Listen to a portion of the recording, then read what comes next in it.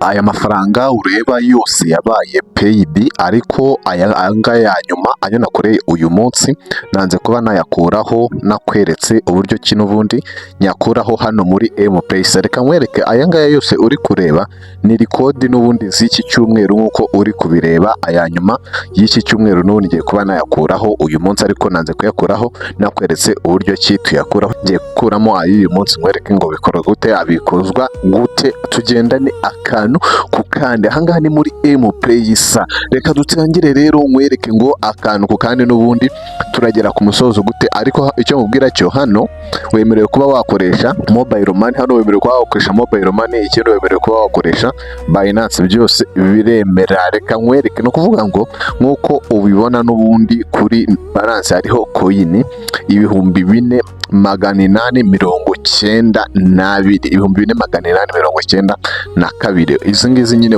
ni coin ziri muri M-Pesa. Ni ukuvuga ngo iyi ni ya app nababwiye n'ubundi idasaba kugira ikintu na kimwe winvestinga, ahubwo uzama hano ukaba wakina game gusa, cyangwa se ukaba wasubiza n'ubundi ibibazo. Reka nkwereke uburyo rero bubiri n'ubundi burimo hano. Nk'uko ubireba ninkanda kuri Binance, ninkora kuri Binance ni uku nguku barahita banyereka, barahita banzana hano nyine. Ni ukuvuga ngo ndaba ngiye kuyakora n'ubundi ari mu madolari. Ni ukuvuga ngo ndaba nkanze kuri Binance, ndaba ngiye gukoresha uburyo bwa Binance. Ariko ninkanda kuri mobile recharge nkaza hano hejuru nkahitamo MTN, ni ukuvuga ngo ndaba nshatse kuyakora mu buryo n'ubundi bw'amafaranga y'amanyarwanda, cyangwa se hano haba n'ubundi buryo bwo kuba wayaguramo data, cyangwa se wayaguramo amayinite, cyangwa ukaguramo n'ubundi bando mu buryo ushakamo, cyangwa se ukaba wagira n'ubundi ari mu mafaranga y'amanyarwanda. Nk'uko uri kubireba, kugira ngo ugire bando z'ukwezi nuko ufiteho coin 33,330 niyo uba wemerewe. Tuno tw'icyatsi kibisi nitwo nyine uba wemerewe, nitwo uba wamaze kugwizamo coin n'ubundi zingana n'aya mafaranga y'amanyarwanda. Reka nkwereke noneho, bitewe nuko ngiye nkunze gukoresha Binance, nakanda n'ubundi kuri Binance, nta kintu bakubaza hano kirenze ahangaha, bakubaza email yonyine. Ni ukuvuga ngo uraza ugakanda utu ngutu tw'icyatsi, aya ngaya yabaye icyatsi n'ubundi uranemerewe kuyakuraho. Ndagenda n'ubundi, reka nkwereke muri Binance yanjye, reka nkwereke muri Binance yanjye, tubanze turebe ngo dufiteho angana iki, kugira ngo utaza kumbaza ngo byagenze gute. Reba muri Binance dufiteho muri Binance 0,27 nk'uko bibona. Reka tuzemo hano twongereho aya ngaya dukoreye mu kanya, tugende nayo tuyongere kuri ariya ari muri Binance, turebe yuko balance yaho ihinduka. Nta kintu utanga hano usibye gutanga email gusa. nk'uko ubibona hano, uraza ukandikamo email yawe wakoresheje ufungura Binance. Ukimara kuyandikamo, kanda n'ubundi kubikora ahangaha, ugahita ukanda confirm. Nyine ubwo baba bagiye kuyashyira kuri email, bo bahita babona ID yayo iyo email n'ubundi. Ukamara gusubmitinga n'ubundi request yawe, ugikanda hano submit request yawe, bahita babikwereka ko wayasubmitinze. Nk'uko ureba, iyi ni historique n'ubundi y'icyumweru. Bishatse kuvuga yuko icyumweru kirangiye n'ubundi mbashije kugira $1.5 nakoze gakeya, nabaye umunebwe, nicyo bishatse kuvuga. Ubundi byibura nakabaye ndi hejuru nk'ibisanzwe. Ndabizi abantu mukurikira mbiri n'ubundi mujya mubona amarikodi agiye atandukanye, cyangwa se amarikodi ari hejuru y'aya ngaya. Nk'uko ubibona n'ubundi dukuyemo 2,000, hasigayeho coin n'ubundi 2,300. Twari dukuyemo ubwo coin 2,500, nk'uko twari harimo 4,800. Ni ukuvuga ngo urabona yuko ahangaha agasigaye ari icyatsi ari kamwe, ni kano ka mbere k'igihumbi, kubera yuko aho 5,500 nyine turahakuye, hasigayeho aya ngaya. Ntago bitinda, reba message ya Binance hano hejuru bahita bayiguha n'ubundi, nta minota bitwara, ntago hajya hacamo n'umunota n'umwe.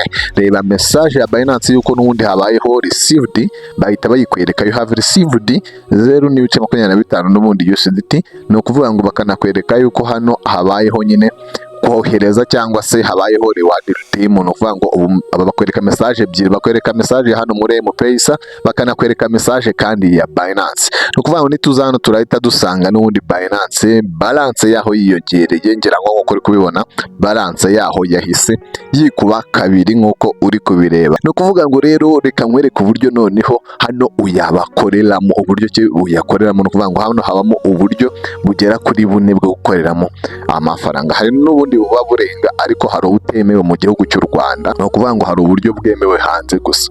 Nk'uko uri kubireba iyo ukanze kuri aputaske n'ubundi bahita baguha uburyo ureba buje muri sikirini yanjye nk'uko uri kubibona. Ako wakandaho start hano kemewe mu Rwanda barakakwemerera n'ubundi. Urugero hari izo kuba uri bukine ma game, hari izo uri bugire gutereka nkande kuyo kwikina kuko njyewe nyakura muri game ariya nari ndi kukwereka twari turi kugira mu kanya nayo nari maze gukura hano reka nze nkwereke na game rwose nari maze kuyakuramo. Dore nk'uko uri kubireba izi ngizi njyewe nizo nemerewe ariko sindakanda kuri nimwe, izo nakanzeho dore ngizi zimwe bazigeze mu bice hagati, izindi ziba zaragiye ziferinga ziba expired kubera kuzishyira muri telefone sinzisoze nyine ugasanga ngejemo hagati ndayiretse kubera yuko wenda se amarevo yo hejuru agiye agoranya. Hari usanga level nk'icumi za mbere cyangwa level 20 za mbere zoroshye, wagera kuri level yo hejuru uri hafi gusoza game ugasanga ihisi ikomera nyine.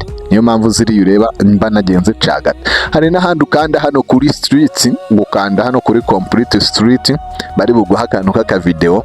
Ako kantu k'aka video nako kaba wagira gute ukakareba ukaza ibyo bintu kabikora igihe kingana nk'icyumweru. Nkuko nabikubwiye hano uraza ugacompletinga task z'icyumweru.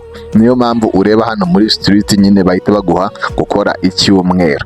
Noneho hano hakabaho n'ubundi buryo bwo gutumira n'ubundi, aho n'ubundi utumira umunwe bakaba baguha n'ubundi coin 500 ku muntu umwe nk'uko ubibona. N'ubundi nta kidasanzwe kirimo hano, nta n'ibintu bigoranye birimo hano, nta n'ibintu bitwara umwanya bibamo hano habe na kimwe.